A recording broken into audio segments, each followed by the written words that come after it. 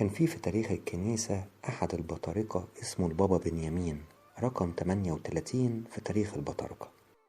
وهذا البطرك القديس قعد حوالي 13 سنة منفي من كرسي البطريركية، لحد ما فين وفين رجع، وكان الشعب فرحان بيه جدا.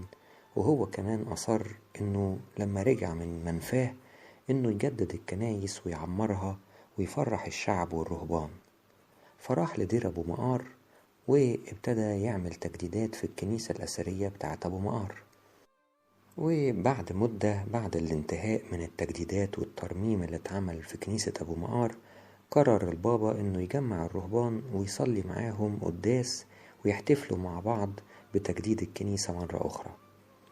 لكن البابا أثناء القداس ووقت ما بيتدور ويقول بركة وسلام لجميعكم، أو وقت القراءات، أو لما كان بيعدي بالبخور وسط الرهبان، كان بيلمح وسط الرهبان راهب كده تقي، وشه منير وباين عليه التقوى والورع.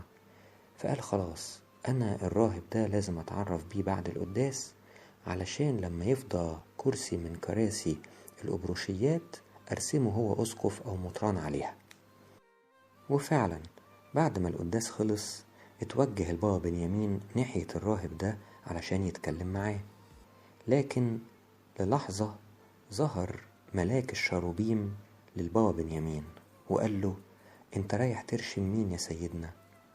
فالبابا بنيامين قال للملاك: انا رايح ارشم الراهب اللي هناك ده لانه انسان قديس جدا، فانا عايز اخليه اسقف وارشمه او ارسمه اسقف على ابروشية.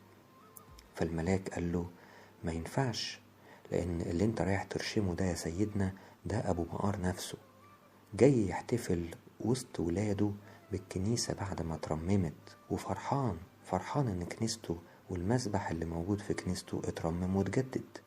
لكن ابو مقار ده اتنيح من حوالي 3 قرون، فهو دلوقتي جاي بس عشان فرحان بولاده وبكنيسته، فجاه يصلي معاكم.